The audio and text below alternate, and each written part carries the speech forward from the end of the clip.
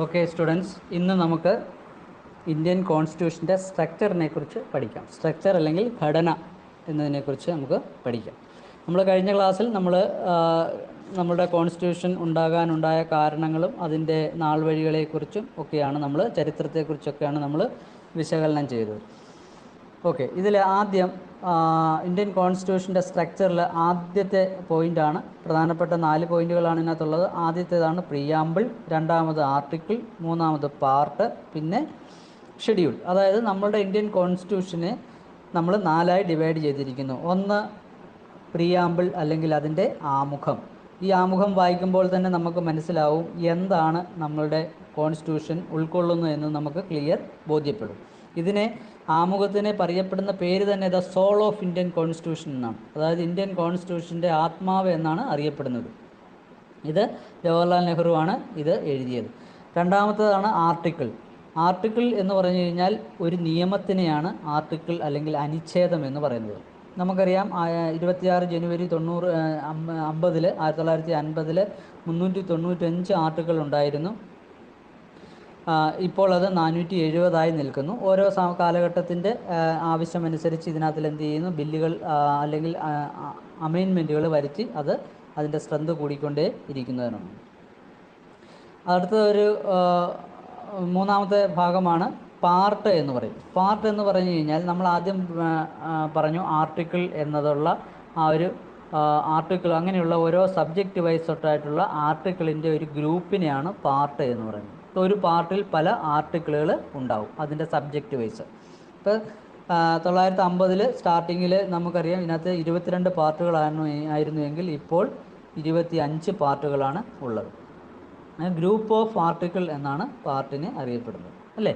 Topic wise ആണ്, അല്ലെങ്കിൽ ഒരു ആർട്ടിക്കിളിൻ്റെ ടോപ്പിക് എന്ത് വിഷയവുമായി ബന്ധപ്പെട്ടുള്ളതാണ് ആ ഒരു ഗ്രൂപ്പ് ഓഫ് ആർട്ടിക്കിൾ എന്ന് വിശകലനം ചെയ്യുന്നതാണ് പാർട്ട് എന്ന് പറയുന്നത്. അടുത്തത് നാലാമതാണ് ഷെഡ്യൂൾ.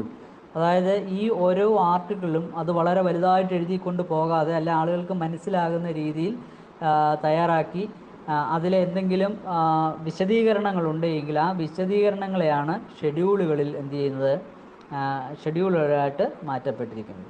അപ്പം ഇതൊരു സെപ്പറേഷൻസ് ആണ്. അതിൽ തന്നെ ഈ ആർട്ടിക്കിളിൽ അതിനൊരു റെഫറൻസ് കൊടുത്തുകൊണ്ട് ഏറ്റവും അവസാനം അല്ലെങ്കിൽ അതിനൊരു സെപ്പറേറ്റായി വിശകലനം ചെയ്തിരിക്കുന്നതാണ് ഷെഡ്യൂൾ എന്ന് പറയുന്നത്. അപ്പോൾ കോൺസ്റ്റിറ്റ്യൂഷൻ്റെ പ്രധാനപ്പെട്ട സ്ട്രക്ചറുകൾ മനസ്സിലായി കാണുമല്ലോ. പ്രിയാമ്പിൾ, ആർട്ടിക്കിൾ, പാർട്ട്, ഷെഡ്യൂൾ, ഈ വക കാര്യങ്ങൾ.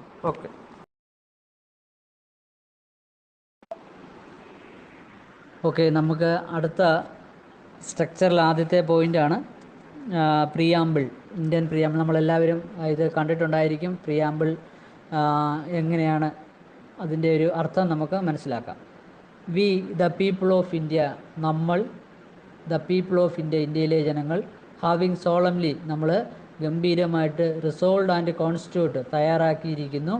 ഇന്ത്യ ഇൻറ്റു എ, ഇന്ത്യ എങ്ങനെയുള്ളൊരു രാജ്യമാണ്? സോവറിൻ, പരമോന്നതം എന്ന് പറഞ്ഞു കഴിഞ്ഞാൽ ഇന്ത്യയിലെ എല്ലാ കാര്യങ്ങളും ഇന്ത്യ സ്വയം നിർമ്മിക്കും. ബാഹ്യമായ ഒരു രാജ്യത്തിൻ്റെ ഇടപെടൽ ഇല്ലാത്ത ഒരു സോവറിൻ, പരമോന്നതമായിട്ടുള്ള സോഷ്യലിസ്റ്റ് എന്ന് പറഞ്ഞാൽ എങ്ങനെയുള്ളതാണ്? ഇക്കോണമിയാണ്. അതായത് എല്ലാവർക്കും സമ്പത്ത്, എല്ലാ ക്ലാസ്സിലുള്ള ആളുകളുടെയും സമ്പത്ത്, വെൽത്ത് എന്ന് പറഞ്ഞാൽ ഈക്വലി ഡിസ്ട്രിബ്യൂട്ട് ചെയ്യും, ആ ഒരു അന്തരം കുറയ്ക്കും, അങ്ങനെയുള്ളൊരു ഇക്കോണമി സോഷ്യലിസ്റ്റ്. ആൻഡ് സെക്കുലർ, മതേതരം, ഒരു നാനാജാതി മതസ്ഥർ വസിക്കുന്ന ഒരു രാജ്യമായതുകൊണ്ട് ഇവിടെ ഒരു മതത്തിനും പ്രത്യേക നിയമങ്ങളോ അല്ലെങ്കിൽ ഒന്നും തന്നെ ഇല്ല. ഉദാഹരണത്തിന് പാകിസ്ഥാനാണെങ്കിൽ ഇസ്ലാമിക് ലോസ് ആണ് അവിടെ നിലനിൽക്കുന്നത്. ഇന്ത്യയിൽ അങ്ങനെയുള്ള ഒരു മത നിയമങ്ങളൊന്നും ഇവിടെയില്ല. അവരവരിഷ്ടപ്പെടുന്ന മതം അവർക്ക് അനുശാസിക്കാനോ അല്ലെ അതിൽ വിശ്വസിക്കാനോ സാധിക്കും. ഡെമോക്രാറ്റിക്, ജനങ്ങളാൽ തിരഞ്ഞെടുക്കപ്പെടുന്ന പ്രതിനിധികൾ ജനങ്ങൾക്ക് വേണ്ടി നിയമങ്ങൾ ഉണ്ടാക്കി ജനങ്ങളുടെ സംരക്ഷണം ഉറപ്പുവരുന്നു. അതാണ് ഡെമോക്രാറ്റിക്. അതായത് 18 വയസ്സിന് മുകളിലുള്ള ആളുകൾ ആരെങ്കിലും അവരുടെ ഒരു സിംഗിൾ ട്രാൻസ്ഫർ വോട്ട്, അതിനാണ് നമ്മൾ അഡൽട്ട് ഫ്രാഞ്ചൈസി എന്ന് പറയുന്നത്. മനസ്സിലാകുന്നത്? ജനങ്ങളാൽ തിരഞ്ഞെടുക്കപ്പെടുന്ന ഒരു ഗവൺമെൻറ്. ആൻഡ് റിപ്പബ്ലിക് എന്ന് പറഞ്ഞു കഴിഞ്ഞാൽ ജനങ്ങൾ നേരിട്ടോ അല്ലാതെയോ തിരഞ്ഞെടുക്കപ്പെടുന്ന ഒരു പ്രഥമ പൗരൻ അല്ലെങ്കിൽ രാഷ്ട്രപതി എന്നുള്ള. ഈ ഡെമോക്രാറ്റിക് ആൻഡ് റിപ്പബ്ലിക് രണ്ടും ഒരേ അർത്ഥം വരുന്നതാണെങ്കിലും ഇതിൻ്റെ മീനിങ് എന്നും രണ്ടും വ്യത്യാസമാണ്. ഡെമോക്രാറ്റിക് എന്ന് പറഞ്ഞാൽ ജനാധിപത്യം, ജനങ്ങളാൽ തിരഞ്ഞെടുക്കപ്പെടുന്ന പ്രതിനിധികൾ ജനങ്ങൾക്ക് വേണ്ടി നിയമങ്ങൾ നിർമ്മിക്കുന്നു. റിപ്പബ്ലിക് എന്ന് പറഞ്ഞാൽ എന്താണ്? അത് ഇന്ത്യയുടെ പ്രഥമ പൗരൻ അല്ലെങ്കിൽ ഭരണാധികാരി എന്ന് പറയുന്നത് നമ്മുടെ പ്രസിഡന്റ്, അദ്ദേഹത്തെ ജനങ്ങളാണ് തിരഞ്ഞെടുക്കുന്നത് കേട്ടോ. ജനങ്ങളുടെ പ്രാതിനിധ്യമുണ്ട്. അപ്പോൾ ജനങ്ങളുടെ റെപ്രസെൻറ്റേറ്റീവ് ആണ് അവരെ തിരഞ്ഞെടുക്കുന്നതെന്ന് വരുമ്പോൾ ജനങ്ങളുടെ പ്രതിനിധികൾ തന്നെ അല്ലേ, ആ ഒരു വ്യത്യാസമാണ്. അതുപോലെ തന്നെ ഉറപ്പ് നൽകുന്ന കാര്യങ്ങൾ എന്തൊക്കെയാണ്? ജസ്റ്റിസ്, നീതി. ഏതൊക്കെയാണ്? സോഷ്യൽ, സാമൂഹ്യപരമായിട്ടും സാമ്പത്തികപരമായിട്ടും ആൻഡ് പൊളിറ്റിക്കൽ, രാഷ്ട്രീയപരമായിട്ടുള്ള നീതി എല്ലാ ജനങ്ങൾക്കും ഉറപ്പ് നൽകും. അതുപോലെ തന്നെ ലിബർട്ടി, സ്വാതന്ത്ര്യം. എന്തിനൊക്കെയുള്ള സ്വാതന്ത്ര്യം നൽകും? തോട്ട്, ചിന്തിക്കാനെ കൊണ്ട്. എക്സ്പ്രഷൻ എന്ന് പറഞ്ഞാൽ നമ്മൾ അഭിപ്രായ പ്രകടനം അല്ലെങ്കിൽ ആവിഷ്കാര സ്വാതന്ത്ര്യം, അതിനുള്ള സ്വാതന്ത്ര്യം. അതുപോലെ തന്നെ ബിലീഫ്, നമ്മളുടെ വിശ്വാസം ഏതായാലും ആ വിശ്വാസത്തിലൂടെ നമുക്ക് ജീവിക്കാനെ കൊണ്ടുള്ള അധികാരം. അതുപോലെ തന്നെ ഫെയ്ത്ത് ആൻഡ് വർഷിപ്പ്, നമ്മൾ സ്പിരിച്വലി നമ്മളുടെ വിശ്വാസവും അതുപോലെ തന്നെ നമ്മളുടെ ആരാധനക്രമവും അതിലുള്ള സ്വാതന്ത്ര്യം. പിന്നെ ഇക്വാലിറ്റി, സമത്വം. എന്തിലൊക്കെയാണ്? സ്റ്റാറ്റസ്, ഒരു വ്യക്തി എന്നുള്ള രീതിയിൽ അവൻ്റെ ഒരു സ്റ്റാറ്റസ്, അന്തസ്സ്, അതുമായിട്ട് ബന്ധപ്പെട്ടുള്ള ഒരു കാര്യം. ഡിഗ്നിറ്റി, ഓപ്പർച്യൂണിറ്റി, അവസരം. അതിന് എല്ലാവർക്കും തുല്യ അവസരങ്ങൾ, ജോലിയാണെങ്കിലും ശരി, മറ്റ് കാര്യങ്ങളാണ്, എന്ത് കാര്യമാണെങ്കിലും എല്ലാവർക്കും അതിനുള്ള അവസരങ്ങൾ നൽകുക, അതിൽ അവസരത്തിലുള്ള ഇക്വാലിറ്റി നൽകുക. അതുപോലെ തന്നെ ഫെർട്ടേണിറ്റി മീൻസ് സാഹോദര്യം. എന്താണ്? ഡിഗ്നിറ്റി, ഓരോ പൗരൻ്റെയും, അവന് ഏത് ജാതി മതസ്ഥനായാലും അവൻ്റെ ഡിഗ്നിറ്റി ഉറപ്പുവരുത്തുക. ഡിഗ്നിറ്റി എന്ന് പറഞ്ഞു കഴിഞ്ഞാൽ അന്തസ്സ്, അത് ഉറപ്പ് നൽകുക. അതിലൂടെ രാജ്യത്തിൻ്റെ ഐക്യവും അഖണ്ഡതയും കാത്തു സൂക്ഷിക്കുക. ഇൻ അവർ കോൺസ്റ്റിറ്റ്യൂവൻ്റ് അസംബ്ലി, നമ്മളുടെ constituent assembly, this 26th day of November 1949, നമുക്ക് നേരത്തെ അറിയാം 1949 എന്താണ് നവംബർ 26-ാം തീയതി ഡു ഹിയർ ബൈ അഡോപ്റ്റ്, ഈ ഒരു ഭരണഘടന അഡോപ്റ്റ് ചെയ്യുന്നു, തയ്യാറാക്കി കഴിഞ്ഞു, കംപ്ലീറ്റ് ചെയ്തിരിക്കുന്നു. ഇനാക്ട്, അത് ആക്ഷനിൽ കൊണ്ടുവരുന്നു. And give to ourselves this constitution, നമുക്കായി അല്ലെങ്കിൽ മൊത്തം ഇന്ത്യക്കാർക്കായി ഇത് സമർപ്പിക്കുന്നു എന്നാണ് ഇതിനകത്ത് പറഞ്ഞിട്ടുള്ളത്. ഇതാണ് ഇതിൻ്റെ ഒരു മീനിങ് എന്ന് പറഞ്ഞു കഴിഞ്ഞാൽ. ഇതിനകത്ത് നമുക്ക് മനസ്സിലാക്കേണ്ട ഒരു കാര്യം, ഈ നമ്മളുടെ ഭരണഘടന 1949 എഴുതി ഉണ്ടാക്കുന്ന സമയത്ത് ഇതിൽ ഈ സോഷ്യലിസ്റ്റ് ആൻഡ് സെക്യുലർ, അതുപോലെ തന്നെ 3 കാര്യങ്ങൾ ഇതിനകത്ത് വന്നിട്ടില്ലായിരുന്നു. അതായത് സോഷ്യലിസ്റ്റ്, സെക്യുലർ, ഇൻറ്റിഗ്രിറ്റി, ഈ 3 കാര്യങ്ങൾ ഇതിനകത്ത് വന്നിട്ടില്ലായിരുന്നു. Socialist, secular and integrity. Integrity എന്ന് പറഞ്ഞ ഭാഗം എവിടെയാണ് കിടക്കുന്നതെന്ന് നോക്കിയോ? ഇൻറ്റിഗ്രിറ്റി, ആ ഭാഗങ്ങൾ ഇതിനകത്ത് വന്നിട്ടില്ലായിരുന്നു. അതായത് ഫെർട്ടേണിറ്റിയിൽ വരുന്ന ഭാഗമാണ് ഇൻറ്റിഗ്രിറ്റി എന്ന് പറഞ്ഞു കഴിഞ്ഞാൽ കേട്ടോ. അത് 3ഉം 1973 42ാം അമെൻമെൻറ്റിലൂടെയാണ് അത് ഇതിനകത്ത് ആഡ് ചെയ്തിട്ടുള്ളത്. അപ്പോൾ ഇങ്ങനെ ചോദിക്കാം, ഈ ക്വസ്റ്റ്യൻസിലൊക്കെ വരാൻ സാധ്യതയുണ്ട്. പ്രിയാമ്പിൾ അമെൻമെൻറ്റ് ചെയ്ത അത് ഏതൊക്കെ പോയിന്റുകളായിരുന്നു, അല്ലെങ്കിൽ അതിനകത്ത് ഇൻറ്റിഗ്രിറ്റി ആണോ ഡിഗ്നിറ്റി ആണോ അമെൻമെൻറ്റ് ചെയ്തതെന്ന് ചോദിക്കാം. അപ്പോൾ ഇൻറ്റിഗ്രിറ്റിയാണ് കേട്ടോ. ഇത് പിന്നീടുള്ള 73-ന് ശേഷം ആഡ് ചെയ്തിട്ടുള്ള ഒരു പ്രിയാമ്പിളിൻ്റെ ഫോർമാറ്റാണിത്. ഓക്കെ,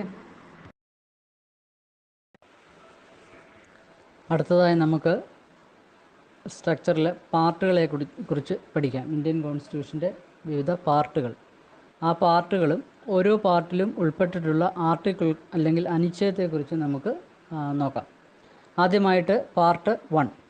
പാർട്ട് 1-ൽ ഉൾപ്പെടുന്ന സബ്ജക്റ്റ് എന്ന് പറഞ്ഞു കഴിഞ്ഞാൽ the union and it territory, അതായത് ഇന്ത്യ എന്ന മഹാരാജ്യത്തിൻ്റെ ബൗണ്ടറികൾ അല്ലെങ്കിൽ ആ കാര്യങ്ങളെക്കുറിച്ച് വിശകലനം പറഞ്ഞിട്ടുള്ള ഒരു സബ്ജക്റ്റാണ്. ആ ഒരു പാർട്ടിൽ ഉൾപ്പെട്ടിട്ടുള്ള വിവിധ 4 പ്രധാനപ്പെട്ട 4 ആർട്ടിക്കിളാണ് ആർട്ടിക്കിൾ 1 മുതൽ ആർട്ടിക്കിൾ 4 വരെയുള്ളത്. അപ്പോൾ ഈ 1 മുതൽ 4 വരെ എന്ന് പറഞ്ഞാൽ 4 കാര്യങ്ങളാണ് അതിനകത്ത് പരാമർശിച്ചിട്ടുള്ളത്. ഉദാഹരണത്തിന് ആർട്ടിക്കിൾ 1-ൽ എന്താണ്? ഇന്ത്യ എന്നത് ഇന്ത്യയുടെ പേര്, അതുപോലെ തന്നെ അതിൻ്റെ ഹിന്ദിയിൽ പറയുന്ന ഭാരത് എന്നാണ്, അങ്ങനെയുള്ള കാര്യങ്ങൾ. ഇപ്പോൾ ആർട്ടിക്കിൾ 2 ആണെങ്കിൽ എന്താണ്? ഈ ഇന്ത്യയുടെ ഏതെങ്കിലും രാജ്യങ്ങൾക്ക് ചേരാൻ ഇന്ത്യൻ രാജ്യത്ത് അല്ലെങ്കിൽ ആ ഒരു ടെറിട്ടറിയിൽ ചേരാൻ താല്പര്യമെങ്കിൽ അവർക്ക് ചേരാം. അങ്ങനെ ചേരുന്ന ഒരു സാഹചര്യമുണ്ട് എങ്കിൽ എങ്ങനെയാണ് അതിനെ ഡീൽ ചെയ്യുന്നത്, ആ കാര്യങ്ങളാണ് 2-ൽ പരാമർശിച്ചിരിക്കുന്നത്, ആർട്ടിക്കിൾ 2-ൽ പരാമർശിച്ചിരിക്കുന്നത്.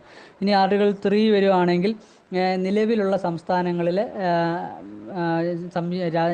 നമ്മുടെ സംസ്ഥാനങ്ങളെ സംയോജിപ്പിക്കണമെങ്കിൽ അല്ലെങ്കിൽ അത് ഡിവൈഡ് ചെയ്യണമെങ്കിൽ അതിൻ്റെ പേരെന്തായിരിക്കും, ബൗണ്ടറി എന്തായിരിക്കും, എങ്ങനെയായിരിക്കും എന്നുള്ള കാര്യങ്ങൾ വെച്ചിരിക്കുന്നു. 4 ഈ പറഞ്ഞിട്ടുള്ള ആർട്ടിക്കിൾ 2-ഉം 3-ലും ഉള്ള കാര്യങ്ങൾക്കുള്ള നിയമനിർമ്മാണം എങ്ങനെയായിരിക്കും, ഇവ കാര്യങ്ങൾ. അപ്പോൾ ഓരോ കാര്യത്തിനും പ്രത്യേകം കോൺസ്റ്റിറ്റ്യൂഷൻ വളരെ വിശദമായിട്ട് പറഞ്ഞിട്ടുണ്ട് എന്ത് ചെയ്യണം, എങ്ങനെ ചെയ്യണം. ഈ കാര്യങ്ങൾക്കപ്പുറം ഒരാൾക്ക്, ഒരു ഗവൺമെൻറ്റിനോ അല്ലെ ഒരു സംഘടനയ്ക്കോ ആർക്കും തന്നെ പ്രവർത്തിക്കാനെ കൊണ്ട് സാധിക്കത്തില്ല. അപ്പോൾ ഈ പാർട്ട് 1 to 4 എന്ന് പറയുന്നതിൻ്റെ കാര്യം മനസ്സിലായി കാണുമല്ലോ. ഓരോന്നും ഓരോ നിയമങ്ങളാണ്. ഇനി അടുത്ത പാർട്ട് 2 സിറ്റിസൺഷിപ്പ്, നമ്മുടെ പൗരത്വം. ഇതുമായിട്ട് ബന്ധപ്പെട്ട് ആർട്ടിക്കിൾ 5 മുതൽ 11 വരെയുള്ള കാര്യങ്ങളാണ്. അപ്പോൾ അതിൽ ഓരോന്നിലും പ്രത്യേകം കാര്യങ്ങൾ വിശകലനം ചെയ്തിട്ടുണ്ട്. ഇന്ത്യൻ സിറ്റിസൺ ആരായിരിക്കും, അവരുടെ എങ്ങനെയായിരിക്കും സിറ്റിസൺഷിപ്പ് കിട്ടേണ്ടത്, എങ്ങനെയായിരിക്കും പുറത്തുനിന്നുള്ള ആളുകൾ, അങ്ങനെ ഓരോ കാര്യങ്ങളും വളരെ വിശദമായിട്ട് നൽകിയിരിക്കുന്ന ആർട്ടിക്കിളുകളാണ് 5 മുതൽ 11. അപ്പോൾ നമുക്ക് ഈ പാർട്ട് കാണുമ്പോൾ തന്നെ മനസ്സിലായി സിറ്റിസൺഷിപ്പുമായിട്ട് ബന്ധപ്പെട്ടുള്ളതാണ്. അപ്പോൾ ഈ സിറ്റിസൺഷിപ്പിൽ ഉൾപ്പെട്ടിട്ടുള്ള ആർട്ടിക്കിൾ അല്ലെ അനുച്ഛേദം നമുക്കറിയാം 5 മുതൽ 11 വരെയാണ്. ഇത് ഓർത്ത് വെക്കുക. അപ്പോൾ ആ 5 മുതൽ 11 വരെയുള്ള ഇത് ഈ സിറ്റിസൺഷിപ്പുമായിട്ട് ബന്ധപ്പെട്ടുള്ള ഒരു സബ്ജക്റ്റ് ആയിരിക്കും. അങ്ങനെ നമുക്കിതിനെ മനസ്സിലാക്കാനെ കൊണ്ട് സാധിക്കും. അപ്പോൾ ആർട്ടിക്കിൾ ഓർമ്മിക്കുവാൻ ഏറ്റവും പ്രധാനപ്പെട്ട ഒരു കാര്യം ഈ രീതിയിൽ ആദ്യം പാർട്ട് പഠിക്കുക, പാർട്ടിൽ ഉൾപ്പെട്ടുള്ള ആർട്ടിക്കിൾ ഏതാണെന്ന് കാണാതെ നമ്മൾ മനസ്സിലാക്കി വെക്കുക എന്നുള്ളതാണ്. അടുത്ത പാർട്ട് 3യിൽ വരുന്നതാണ് ഫണ്ടമെൻ്റൽ റൈറ്റ്സ്. വളരെ പ്രധാനപ്പെട്ട, എപ്പോഴും എല്ലാ മത്സര പരീക്ഷകളിലും ചോദിക്കുന്ന ഒരു കാര്യമാണിത്. അതുകൊണ്ട് ഇത് വളരെ അത്യാവശ്യമായിട്ടും പഠിക്കണം. ഇതിൽ ഉൾപ്പെട്ടിട്ടുള്ളതാണ് ആർട്ടിക്കിൾ 12 മുതൽ 35 വരെയുള്ള കാര്യങ്ങൾ. നെക്സ്റ്റ് ആണ് പാർട്ട് 4. ഇതിന് ഡയറക്റ്റീവ് പ്രിൻസിപ്പിൾസ് എന്ന് പറയും. ഡയറക്റ്റീവ് പ്രിൻസിപ്പിൾസ് എന്ന് പറഞ്ഞാൽ നിർദ്ദേശിക തത്വങ്ങൾ. അതായത് നമ്മുടെ ഭരണഘടന ഉണ്ടാക്കിയ സമയത്ത് അന്നത്തെ നേതാക്കന്മാരിലുണ്ടായിരുന്ന ആശയമായിരുന്നു, ഇനിയും വരും കാലങ്ങളിൽ നമ്മളിവിടെ നിയമങ്ങൾ നിർമ്മിക്കുമ്പോൾ ഏത് ദിശയിലുള്ളതായിരിക്കണം, അതായത് ഒരു ക്ഷേമരാഷ്ട്രം, ഗാന്ധിയൻ പ്രിൻസിപ്പിൾസിനനുസരിച്ചുള്ള ഒരു ക്ഷേമരാഷ്ട്രമായിരിക്കണം എന്ന ചിന്തയോടുകൂടി ഉള്ള ഒരു നിർദ്ദേശിക തത്വങ്ങളാണ് ഈ ഒരു പാർട്ട് 4-ലുള്ളത്. ഇതിൽ വരുന്ന ആർട്ടിക്കിൾസാണ് 36 മുതൽ 51 വരെയുള്ള ആർട്ടിക്കിൾ ഇതിൽ ഉൾപ്പെടുന്നു. അത് കഴിഞ്ഞിട്ട് പാർട്ട് 4A, ഇത് അമെൻമെൻറ്റ് ചെയ്ത് ഇൻക്ലൂഷൻ ചെയ്ത ഒരു കാര്യമാണ്. ഫണ്ടമെൻ്റൽ ഡ്യൂട്ടീസ്, ഒരു പൗരൻ്റെ മൗലിക കടമകൾ എന്തൊക്കെയാണ്, ആർട്ടിക്കിൾ 51A. ഈ ഒരു ആർട്ടിക്കിളും പുതുതായിട്ട് ഇൻസേർട്ട് ചെയ്തതാണ്. അപ്പോൾ നമുക്കറിയാം, നമ്മൾ ഇതിൻ്റെ സ്റ്റാർട്ടിങ്ങിലെന്ന് പറഞ്ഞു കഴിഞ്ഞാൽ 395 ആർട്ടിക്കിളായിരുന്നു. പക്ഷേ ഇന്ന് 470 ആർട്ടിക്കിളുണ്ട്. അപ്പോൾ ഓരോ ആർട്ടിക്കിളും പുതിയ നിയമനിർമ്മാണം നടത്തുമ്പോൾ ആ സബ്ജക്റ്റുമായിട്ട് ബന്ധപ്പെട്ടുള്ള സ്ഥലത്ത് ഇൻസേർട്ട് ചെയ്യും. അങ്ങനെയുള്ള ഇൻസേർട്ട് ചെയ്യുന്നതിന് ആൽഫബറ്റിക് ഓർഡറിലായിരിക്കും അതിനെ എന്ത് ചെയ്യുന്നത്, കൗണ്ട് ചെയ്യുന്നത്. ഓക്കെ. അടുത്ത പാർട്ട് 5 ദ യൂണിയൻ. യൂണിയൻ എന്ന് പറയുമ്പോൾ നമ്മുടെ സെൻട്രൽ ഗവൺമെൻറ്റിൻ്റെ പ്രവർത്തനങ്ങൾ എങ്ങനെയൊക്കെ, ആരൊക്കെയാണ് അതിനകത്ത് പ്രധാനപ്പെട്ട അപ്പോയിൻമെൻറ്റുകളെ, ഓരോ കാര്യങ്ങളെക്കുറിച്ചും വളരെ വിശകലനം ചെയ്തു. ആർട്ടിക്കിൾ 52 മുതൽ 151 വരെ ഉൾപ്പെടുന്നതാണ്. അടുത്തതാണ് പാർട്ട് 6. ഇതിൽ സ്റ്റേറ്റ് ഗവൺമെൻറ്റിനെ കുറിച്ച് പരാമർശിക്കുന്നു. സ്റ്റേറ്റ് ഗവൺമെൻറ്റിൻ്റെ പ്രവർത്തനങ്ങൾ എങ്ങനെ, അതിൻ്റെ മുഖ്യമന്ത്രിയാരെ, മറ്റ് മിനിസ്റ്റേഴ്സ് ആരെ, ഇങ്ങനെയുള്ള എല്ലാ കാര്യങ്ങളെക്കുറിച്ച്, ഒരു സ്റ്റേറ്റിൻ്റെ പ്രവർത്തനങ്ങളെ ആണ് ഇതിനകത്ത് വിശകലനം ചെയ്തിരിക്കുന്നത്. അടുത്തത് പാർട്ട് 7. ഇത് റിപ്പീൽ ചെയ്തതാണ്. റിപ്പീൽ മീൻസ് റദ്ദ് ചെയ്തതാണ്. അതായത് 1956-ലെ 7th അമെൻമെൻറ്റിൽ ഇത് റിപ്പീൽ ചെയ്തിരുന്നു. ഇത് പ്രധാനമായിട്ടും നമ്മളുടെ ഇന്ത്യക്ക് സ്വാതന്ത്ര്യം കിട്ടിയ സമയത്ത് സ്റ്റേറ്റുകളെ A ക്ലാസ്, B ക്ലാസ് എന്നീ 2 തരത്തിൽ തിരിച്ചിരുന്നു. ആ സമയത്തെന്ന് പറഞ്ഞു കഴിഞ്ഞാൽ നാട്ടുരാജ്യ സംയോജന സമയത്ത് വളരെയധികം പ്രശ്നങ്ങളും അതുപോലെ തന്നെ ചില വീക്കർ സെക്ഷനായിട്ടുള്ള ആളുകൾ, അല്ലെ ക്ലാസിഫൈഡ് ആളുകളൊക്കെ ഉള്ള സ്ഥലങ്ങളുണ്ടായിരുന്നു. അപ്പോൾ അവർക്കൊക്കെ ഒരു ചെറിയ പ്രത്യേക പരിഗണനകളും കാര്യങ്ങളും കൊടുത്തിരുന്നു ആദ്യ സമയങ്ങളിൽ. അത് പിന്നീട് റദ്ദ് ചെയ്തപ്പോഴാണ് ഈ ഒരു പാർട്ട് തന്നെ റദ്ദാക്കിയിരുന്നത്. അപ്പം നമ്മുടെ കോൺസ്റ്റിറ്റ്യൂഷനിലെ റദ്ദാക്കപ്പെട്ട ഒരേ ഒരു പാർട്ടെന്ന് പറഞ്ഞാൽ പാർട്ട് 7 ആണ് കേട്ടോ. അടുത്തത് next part 8 the union territories. നമ്മളുടെ യൂണിയൻ ടെറിട്ടറീസിനെ കുറിച്ച്, കേന്ദ്രഭരണ പ്രദേശങ്ങളെക്കുറിച്ച് പരാമർശിക്കുന്ന പാർട്ടാണിത്. ഇതിൽ ഉൾപ്പെടുന്ന ആർട്ടിക്കിളാണ് ആർട്ടിക്കിൾ 239 മുതൽ 42 വരെ. ഇത് നിങ്ങൾ കാണാതെ ഇതേ രീതിയിലൊരു ഐഡിയ വെച്ച് പഠിച്ചു വെക്കുക. പാർട്ടുകൾ പഠിച്ചാൽ ആർട്ടിക്കിളിലൂടെ ഓർമ്മ വയ്ക്കാൻ സാധിക്കും. അപ്പോൾ നമുക്ക് കുറേ കൂടെ ഈസി ആയിരിക്കും. ഓക്കെ.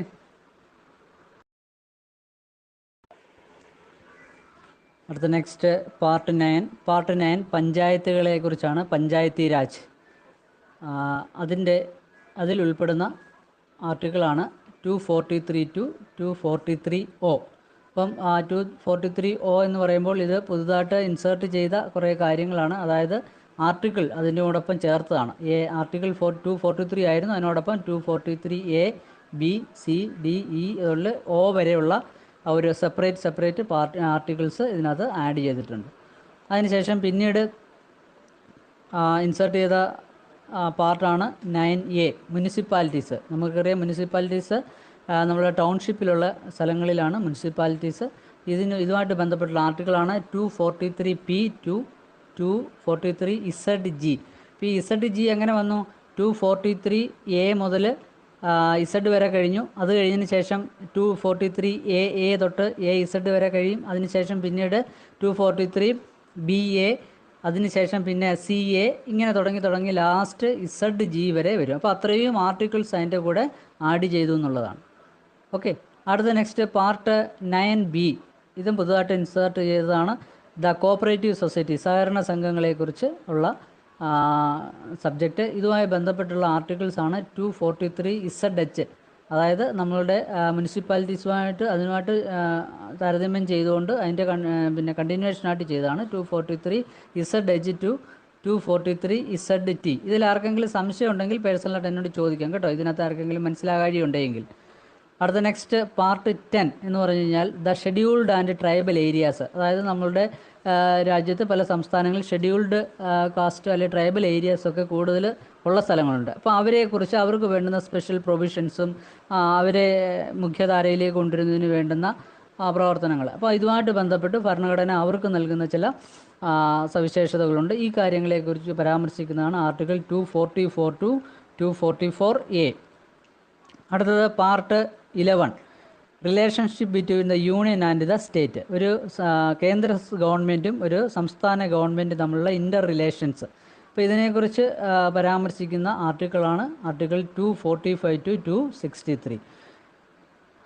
അടുത്തത് part 12 finance, property, contracts and സ്യൂട്ട്സൊക്കെ നമുക്കറിയാം. നമ്മൾ ഓരോരോ എന്തെങ്കിലും ട്രൈബ്യൂണൽസൊക്കെ എല്ലാവർക്കും അറിയാവുന്നൊരു കേസ് എന്താണ്, എന്തെങ്കിലുമൊക്കെ ഉള്ള വിഷയങ്ങൾ. അതുപോലെ തന്നെ ഫിനാൻസുമായിട്ട് ബന്ധപ്പെട്ട് പ്രോപ്പർട്ടി കൈമാറ്റം, കോൺട്രാക്ട്സുകൾ, ഈ കാര്യങ്ങളെക്കുറിച്ചൊക്കെ എങ്ങനെയായിരിക്കണം.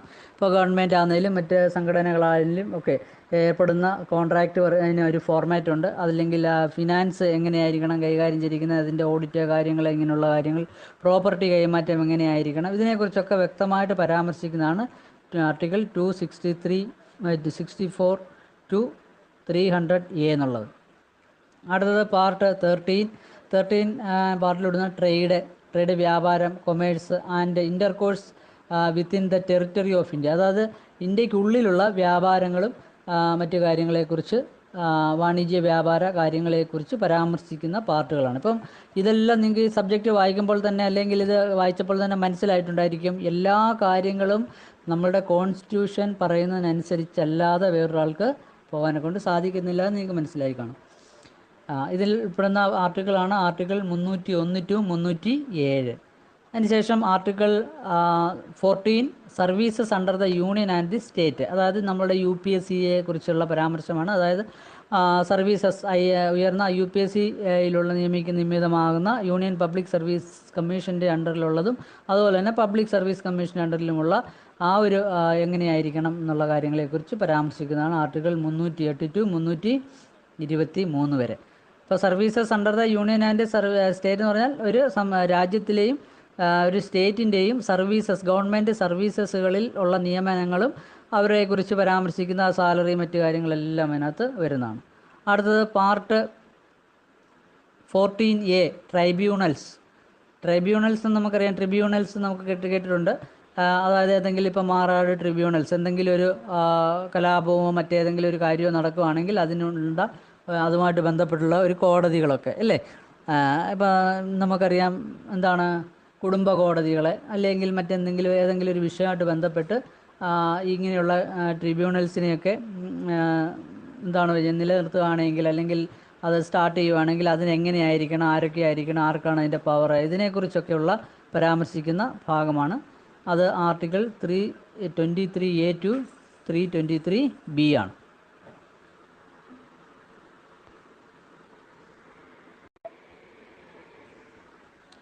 അടുത്ത പാർട്ടാണ് പാർട്ട് 15.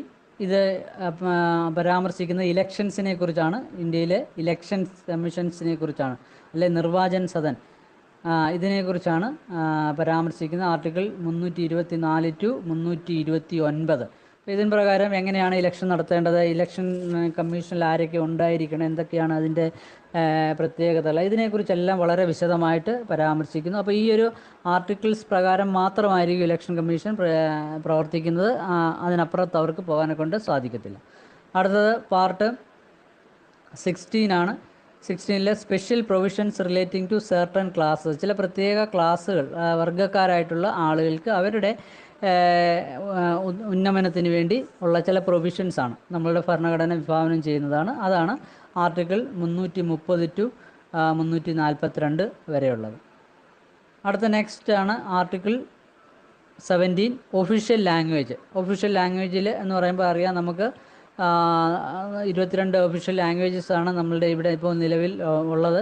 അപ്പോൾ ഈ കാര്യങ്ങളെക്കുറിച്ച് എന്തൊക്കെയായിരിക്കണം, എങ്ങനെയൊക്കെയുള്ളതായിരിക്കണം, അല്ല എത്ര നാൾക്ക് ശേഷമാണ് ഈ ഒഫീഷ്യൽ ലാംഗ്വേജ് നിജപ്പെടുത്തുന്നതിന് വേണ്ടി സമിതി രൂപീകരിക്കേണ്ടത്, ഇതിനെക്കുറിച്ചൊക്കെ വളരെയധികം കാര്യങ്ങൾ പരാമർശിച്ചിട്ടുണ്ട്. അത് ആർട്ടിക്കിൾ 343 മുതൽ 351 വരെയുള്ള ആർട്ടിക്കിളാണ്. അത് കഴിഞ്ഞിട്ട് പാർട്ട് 18 ആണ് എമർജൻസി പ്രൊവിഷൻസ്. എമർജൻസി പ്രൊവിഷൻസ് നമുക്കറിയാം, നമ്മളുടെ രാജ്യത്ത് ഏറ്റവും പ്രധാനപ്പെട്ട ഒരു കാര്യമാണ്. പ്രസിഡന്റിന് 3 പ്രധാനപ്പെട്ട എമർജൻസി പവറുകളുണ്ട്. അതായത് നമ്മളുടെ ഭരണം എന്ന് പറഞ്ഞു കഴിഞ്ഞാൽ ഫെഡറൽ തത്വത്തിലാണ്.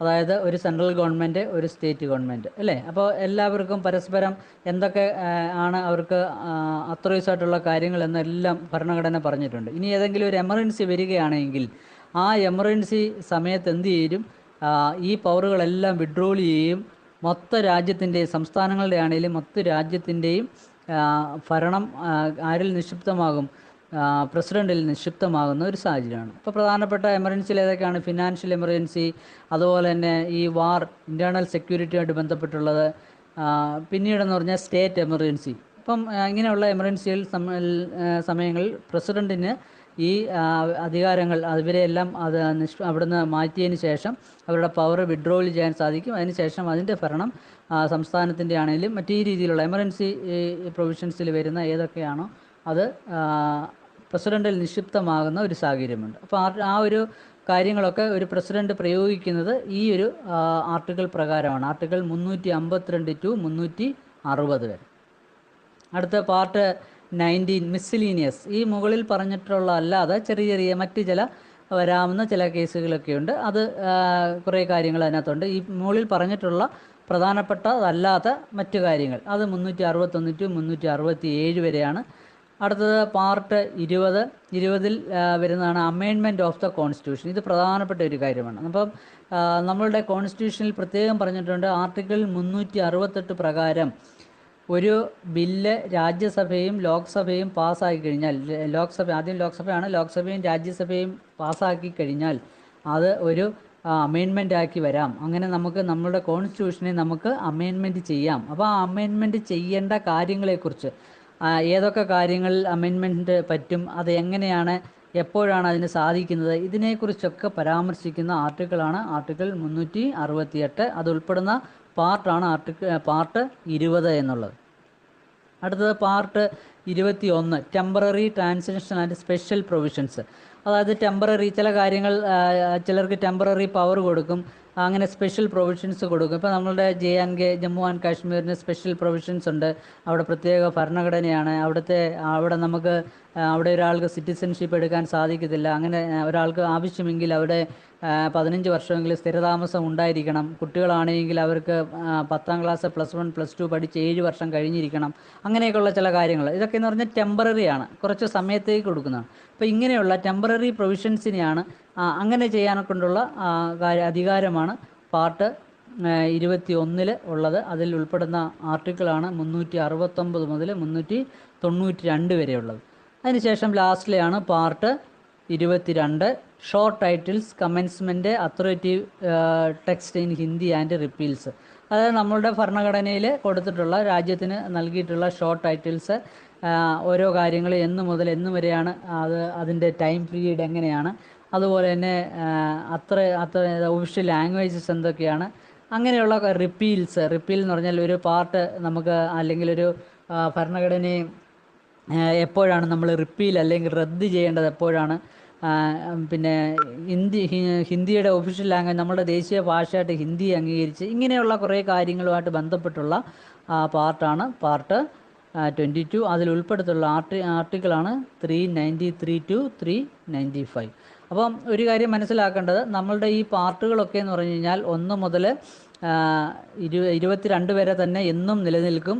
ഇതുമായിട്ട് ബന്ധപ്പെട്ടുള്ള ഏതെങ്കിലും പുതിയ പാർട്ടുകൾ ഇൻസേർട്ട് ചെയ്യണമെങ്കിൽ ആ സബ്ജക്റ്റിനോട് ചേർന്ന് തന്നെ എന്ത് ചെയ്യും, ആൽഫബറ്റിക് ഓർഡറിൽ അത് ഇൻക്ലൂഡ് ചെയ്യും. ആർട്ടിക്കിളും സെയിം അതുപോലെ തന്നെയാണ്. അപ്പം ഈ ആർട്ടിക്കിൾ ഞാൻ ഈ പറഞ്ഞു 1 മുതൽ 4 വരെ അല്ലെ 5 മുതൽ 11 വരെ എന്ന് പറഞ്ഞ കാര്യം മനസ്സിലായിട്ടുണ്ടല്ലോ. അതിൻ്റെ പാർട്ടിലെ നോക്കുമ്പോൾ നമുക്കറിയാം സബ്ജക്റ്റ് എന്താണ്. ഇപ്പോൾ പാർട്ട് 2 സിറ്റിസൺഷിപ്പാണ്. അപ്പോൾ ആർട്ടിക്കിൾ 5 മുതൽ 11 വരെ ഈ സിറ്റിസൺഷിപ്പുമായിട്ട് ബന്ധപ്പെട്ടുള്ള കാര്യങ്ങളാണ്. അതിൽ 5 എന്നുള്ളത് ഒരു നിയമമാണ്, 6 ഒരു നിയമമാണ്, 7 അങ്ങനെ 11 എല്ലാം ഓരോരോ സെപ്പറേറ്റ് കാര്യത്തിന് ഓരോ നിയമങ്ങളാണ്. ഓക്കെ, അപ്പം ഇതിനെക്കുറിച്ച് നിങ്ങൾ ഈ കാര്യങ്ങളെല്ലാം പൊതുവിലൊന്ന് നോക്കുക. പിന്നീട് നമുക്ക് ഇമ്പോർട്ടൻ്റ് ആർട്ടിക്കിൾസ് കുറച്ച് നോക്കണം. അത് അടുത്ത ഒരു ക്ലാസ്സിൽ തരുന്നതായിരിക്കും. ഓക്കെ, അടുത്ത നമുക്ക് കോൺസ്റ്റിറ്റ്യൂഷൻ്റെ സ്ട്രക്ചറിലെ ലാസ്റ്റ് പോയിൻ്റ്, അതായത് ഷെഡ്യൂളുകളെ കുറിച്ച് നമുക്ക് നോക്കാം. ഷെഡ്യൂൾ എന്ന് പറഞ്ഞാൽ നമുക്ക് നേരത്തെ പറഞ്ഞിരുന്നു, അതായത് നമ്മളുടെ ആർട്ടിക്കിളിൽ മെൻഷൻ ചെയ്യാത്ത ഡീറ്റെയിൽ ആയിട്ടുള്ള കാര്യങ്ങൾ, അതായത് അതൊരു ഏതെങ്കിലും ഒരു ഫോർമാറ്റ് അല്ലെങ്കിൽ എന്തെങ്കിലും ഒരു ടേബിൾ ഫോർമാറ്റ്, ഇങ്ങനെയുള്ള കാര്യങ്ങൾ അഡീഷണൽ ഇൻഫർമേഷൻസ് ആണ് ഷെഡ്യൂളുകളിൽ ഉള്ളത്. അത് ആർട്ടിക്കിളിൽ മെൻഷൻ ചെയ്തിട്ടില്ലാത്തവയാണ്. ഇപ്പോൾ നമുക്കറിയാം ആദ്യം 8 ഷെഡ്യൂൾ ആയിരുന്നു ഉണ്ടായിരുന്നത്, ഇപ്പോൾ അത് 12 ഷെഡ്യൂളുകളായിട്ടുണ്ട്. ഇപ്പോൾ ഫസ്റ്റ് ഷെഡ്യൂൾ എന്താണെന്ന് നോക്കാം.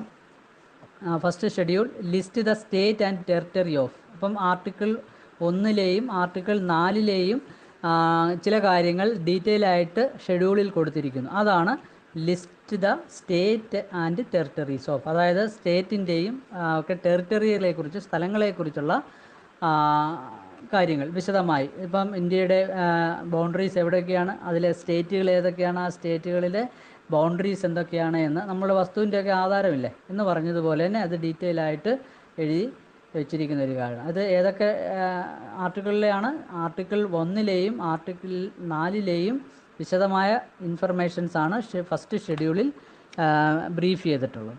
അടുത്ത സെക്കൻഡ് ഷെഡ്യൂൾ, അതിനകത്ത് എന്താണ്? List the salaries of official holding officers. അതായത് നമ്മൾ സാലറി എല്ലാവരുടെയും, പ്രസിഡൻറ്റ്, അതുപോലെ തന്നെ prime minister, ministers, cabinet minister, അങ്ങനെ MP MLAs, IPS റാങ്ക്, ഇങ്ങനെയുള്ള എല്ലാവരുടെയും, IAS റാങ്ക്, ഇങ്ങനെയുള്ള എല്ലാവരുടെയും സാലറിയുമായിട്ട് ബന്ധപ്പെട്ടുള്ള പബ്ലിക് ഓഫീസ് ഹോൾഡേഴ്സിൻ്റെ സാലറിയാണ് ഇതിനകത്ത് പരാമർശിച്ചിട്ടുള്ളത്. അപ്പോൾ ഈ വക കാര്യങ്ങളൊന്നും ഒരു ഷെഡ്യൂളിൽ ചെന്ന് ചെയ്യാൻ പറ്റത്തില്ല. ആ കാര്യം വളരെയധികം കാര്യങ്ങളുണ്ട്. അത് അതിനകത്ത് വന്നു കഴിഞ്ഞാൽ വളരെ കൂട്ടിക്കുഴഞ്ഞ് ഒത്തിരി കിടക്കും അല്ലേ. അപ്പോൾ അതുകൊണ്ടാണ് ഈ ഷെഡ്യൂളിൽ ഈ കാര്യങ്ങളെല്ലാം പരാമർശിച്ചിട്ടുള്ളത്. അതിനകത്ത് ഉൾപ്പെടുന്ന ആർട്ടിക്കിളാണ് 59, 65, 75 അങ്ങനെ തുടങ്ങി കുറേ ഇതിനകത്ത് മെൻഷൻ ചെയ്തിട്ടുണ്ട്. അടുത്ത തേർഡ് ഷെഡ്യൂൾ, മൂന്നാമത്തെ ഷെഡ്യൂളാണ് form of oaths and affirmation of officers for elected officials including judges. അതായത് നമുക്കറിയാം നമ്മുടെ മിനിസ്റ്റേഴ്സ് ആണെങ്കിലും രാഷ്ട്രപതി ആണെങ്കിലും ജഡ്ജസ് ആണെങ്കിലും ഇവരെല്ലാം സ്ഥാനാരോഹണം ചെയ്യുന്ന സമയത്ത് അവർ ചൊല്ലുന്ന സത്യവാചകം. അപ്പോൾ അത് ഏതൊക്കെ രീതിയിലായിരിക്കും, അതിൻ്റെ ഫോമുകൾ ഏതൊക്കെയായിരിക്കണം, അങ്ങനെയുള്ള വിശദമായുള്ള കാര്യങ്ങളാണ് സത്യപ്രതിജ്ഞ ഫോമുകൾ അല്ലെ അതിൻ്റെ ഫോർമാറ്റുകളൊക്കെ മെൻഷൻ ചെയ്തിരിക്കുന്നതാണ്. ആർട്ടിക്കിൾ 75, 84 പറഞ്ഞ മെൻഷൻ ചെയ്തിട്ടുള്ള ആർട്ടിക്കിളിൽ ഉള്ള കാര്യങ്ങളാണ് ഈ 3rd ഷെഡ്യൂളിൽ ഉൾപ്പെടുത്തിയിട്ടുള്ളത്. അടുത്ത 4th schedule. 4th schedule allocation of seats in Rajya Sabha. അപ്പം ഓരോ രാജ്യസഭയിലേക്കും ഉള്ള മെമ്പേഴ്സ്, അതായത് രാജ്യസഭാ മെമ്പർ എന്ന് പറഞ്ഞാൽ ഒരു സ്റ്റേറ്റിൻ്റെ സംസ്ഥാനങ്ങളുടെ പ്രതിനിധികളാണ് അല്ലേ. അങ്ങനെ ഓരോ അവിടുത്തെ ജനസംഖ്യയുടെ അടിസ്ഥാനത്തിൽ ഓരോ സ്റ്റേറ്റിനും എത്ര രാജ്യസഭാ മെമ്പേഴ്സ് ഉണ്ട് എന്ന വിവരങ്ങളാണ് ഇതിനകത്ത് പറഞ്ഞിട്ടുള്ളത്. ഉദാഹരണത്തിന് നമ്മളുടെ കേരളത്തിലാണെങ്കിൽ 9 രാജ്യസഭാ MPs ആണ് കേരള സ്റ്റേറ്റിന് അനുവദനീയമായിട്ടുള്ളത്. അപ്പോൾ അത് ആർട്ടിക്കിൾ 4 ആൻഡ് ആർട്ടിക്കിൾ 80 ആണ്. ഇതുമായിട്ട് ബന്ധപ്പെട്ടുള്ള കാര്യങ്ങളാണ്. അടുത്ത 5th schedule provisions as to administration and control of scheduled areas and scheduled tribes, article 244. അപ്പോൾ ആർട്ടിക്കിൾ 244 ഉള്ള പ്രൊവിഷൻസ്, അതായത് ഷെഡ്യൂൾഡ് ഏരിയസിലെയും അതുപോലെ ഷെഡ്യൂൾഡ് ട്രൈബിലുള്ള ആളുകളൊക്കെ താമസിക്കുന്ന അല്ലെ അവരുടെ ഉന്നമനത്തിന് വേണ്ടിയുള്ള കാര്യങ്ങൾ, അതൊക്കെ എന്തൊക്കെയാണ്, ആ അഡ്മിനിസ്ട്രേഷനുമായിട്ട് ബന്ധപ്പെട്ട് എന്തൊക്കെ കാര്യങ്ങളാണ് ചെയ്യേണ്ടതെന്നുള്ള വിശദമായിട്ടുള്ള റിപ്പോർട്ടാണ് ഈ 5th ഷെഡ്യൂളിൽ ഉൾപ്പെടുത്തിയിട്ടുള്ളത്. അപ്പം 5th ഷെഡ്യൂൾ എന്തുമായിട്ട് ബന്ധപ്പെട്ടാണ്? ആർട്ടിക്കിൾ 244 ബന്ധപ്പെട്ടുള്ളതാണ്. അപ്പോൾ അടുത്ത 6th schedule provisions as to the administration of tribal areas in the state of Assam. ഇതെന്ന് പറഞ്ഞാൽ ആസാം പോലുള്ള സ്ഥലങ്ങളിൽ, അപ്പോൾ അവിടെയൊക്കെ നമുക്കറിയാം നോർത്ത് ഈസ്റ്റേൺ സ്റ്റേറ്റുകളൊക്കെ എന്ന് പറഞ്ഞു കഴിഞ്ഞാൽ കംപ്ലീറ്റ് ഈ നമ്മളുടെ ക്ലാസിഫൈഡ് ഏരിയാസാണ്. അപ്പോൾ അവിടെയൊക്കെയുള്ള മേഘാലയ, ആസാം, മേഘാലയ, ത്രിപുര, മിസോറാം ഇങ്ങനെയുള്ള സ്ഥലങ്ങളിലുള്ള അവർക്കുള്ള പ്രൊവിഷൻസ്, സ്പെഷ്യൽ പ്രൊവിഷൻസാണ്. അപ്പോൾ അതിനെക്കുറിച്ച് പറയുന്ന കാര്യങ്ങളാണ് ആർട്ടിക്കിൾ 244 അതുപോലെ തന്നെ 275 കാര്യങ്ങളുടെ ബ്രീഫാണ് 6th ഷെഡ്യൂളിൽ ഉൾപ്പെടുത്തിയിട്ടുള്ളത്.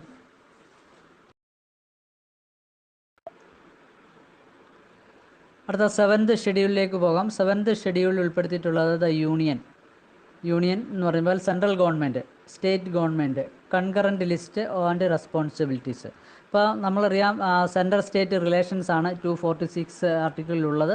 അപ്പോൾ അതുമായിട്ട് ബന്ധപ്പെട്ട് ഒരു യൂണിയൻ ഗവൺമെൻറ്റിൻ്റെ പവർ എന്തൊക്കെയാണ്, അവർക്ക് നിയമനിർമ്മാണങ്ങൾ അല്ല അവർക്ക് ചെയ്യേണ്ട കാര്യങ്ങൾ എന്തൊക്കെയാണ്, ഒരു സ്റ്റേറ്റ് ഗവൺമെൻറ്റിൻ്റെ പവറിലുള്ള കാര്യങ്ങൾ എന്തൊക്കെയാണ്.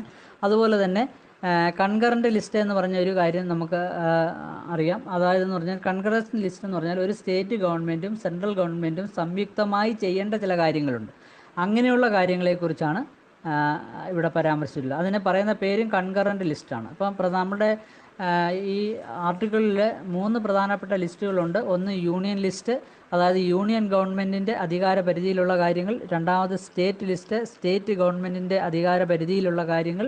അതുപോലെ തന്നെ കൺകറൻറ്റ് ലിസ്റ്റ്, ഇവർ രണ്ടുപേരും കൂടെ യൂണിയനും സ്റ്റേറ്റ് ഗവൺമെൻറ്റും ചേർന്ന് ചെയ്യേണ്ട ചില കാര്യങ്ങൾ. ഇപ്പോൾ ഉദാഹരണത്തിന് കൺകറൻറ്റ് ലിസ്റ്റ് വരുന്നതാണ് നമ്മളുടെ ട്രാൻസ്പോർട്ട് മേഖല എന്ന് പറഞ്ഞാൽ, നമ്മളുടെ ലൈസൻസ്, മോട്ടോർ വെഹിക്കിൾ ഡിപ്പാർട്ട്മെൻ്റ് ഒക്കെ എന്ന് പറഞ്ഞാൽ നിയമങ്ങൾ ആരായിരിക്കും നിർമ്മിക്കുന്നത്? സെൻട്രൽ ഗവൺമെൻറ് ആയിരിക്കും. പക്ഷേ അത് പ്രാവർത്തികമാക്കുന്നത് എവിടെയാണ്? സ്റ്റേറ്റ് ഗവൺമെൻറ്റാണ് അല്ലേ.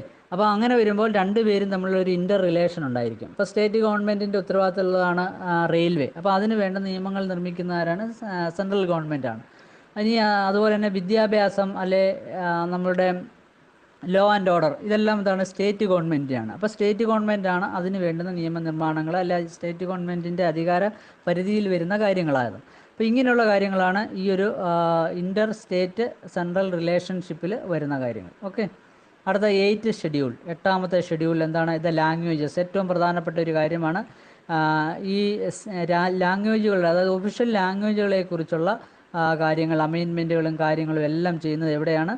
8th ഷെഡ്യൂളിലാണ്. പലപ്പോഴും ചോദിക്കാറുണ്ട് ലാംഗ്വേജുമായിട്ട് ബന്ധപ്പെട്ടുള്ള ഷെഡ്യൂൾ ഏതാണെന്ന് ചോദിക്കും. 8th ഷെഡ്യൂളാണ് അല്ലേ. അപ്പോൾ ഇതിൽ ആർട്ടിക്കിൾ 344 ആൻഡ് ആർട്ടിക്കിൾ 351 ഈ 2 ആർട്ടിക്കിളിലും ഉള്ള വിശദമായ കാര്യങ്ങളാണ് 8th ഷെഡ്യൂളിൽ, അതായത് ലാംഗ്വേജസുമായിട്ട് ബന്ധപ്പെട്ടുള്ള, ഒഫീഷ്യൽ ലാംഗ്വേജസുമായിട്ട് ബന്ധപ്പെട്ടുള്ള കാര്യങ്ങൾ. അടുത്ത 9th schedule validation of certain act and regulations 31B. അതായത് വാലിഡേഷൻ എന്ന് പറഞ്ഞാൽ ചില സർട്ടൺ ആക്ട് ആൻഡ് റെഗുലേഷൻസ്, അതിനെക്കുറിച്ചുള്ള റെഗുലേഷൻസ് എന്ന് പറഞ്ഞാൽ നിയമങ്ങൾ. ആക്ട് എന്ന് പറഞ്ഞാൽ ഒരു കാര്യത്തെ, അതായത് ഒരു ബില്ല് പാസ്സാക്കി അതൊരു ആക്റ്റാണ്.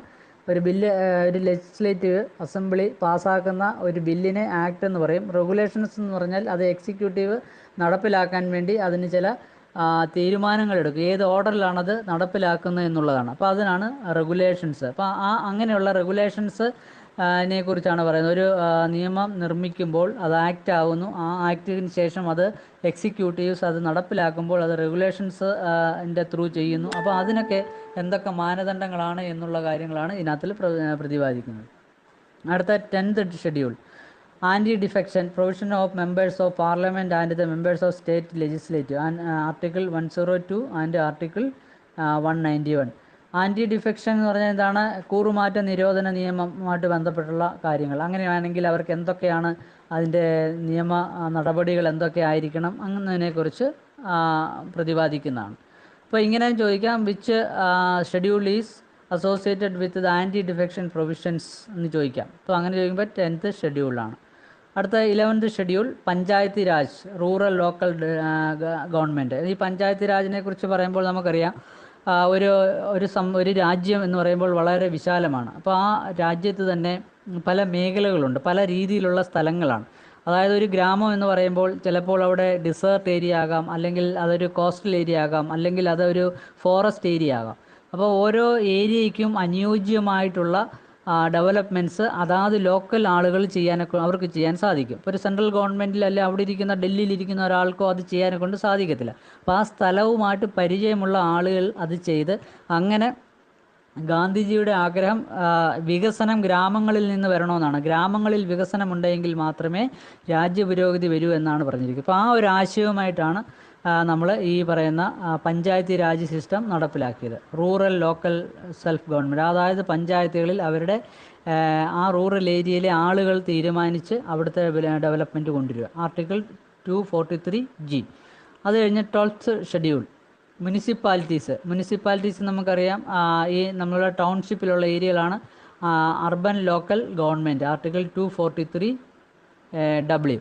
അപ്പം ഇതുമായിട്ട് ബന്ധപ്പെട്ടുള്ള ബ്രീഫ് നോട്ട്സ് ആണ് ഈ ഒരു ഷെഡ്യൂളിൽ കൊടുത്തിട്ടുള്ളത്. അപ്പോൾ നമ്മൾ പ്രധാനമായും ഈ ഷെഡ്യൂളുകളൊന്ന് നോക്കുക, ഓരോ ഷെഡ്യൂളിലും ഉൾപ്പെട്ടിട്ടുള്ള സബ്ജക്റ്റ് എന്താണെന്ന് നോക്കുക. ഇതൊന്ന് ഇടയ്ക്ക് സമയങ്ങളിൽ ഇതൊന്ന് നോക്കി അപ്പോൾ എക്സാം എഴുതുമ്പോൾ തന്നെ നമുക്കൊരു ചെറിയ ക്ലൂ കിട്ടും കേട്ടോ. അപ്പോൾ ഇത് ജസ്റ്റ് എല്ലാവരും നോക്കുക. ഈ പ്രത്യേകിച്ച് സേനകളിലേക്കുള്ള സെലക്ഷൻ ആകുമ്പോൾ ഈ പറഞ്ഞ നമ്മുടെ കോൺസ്റ്റിറ്റ്യൂഷന് വളരെ വലിയൊരു പ്രാധാന്യം ഉണ്ട്. ഓക്കെ.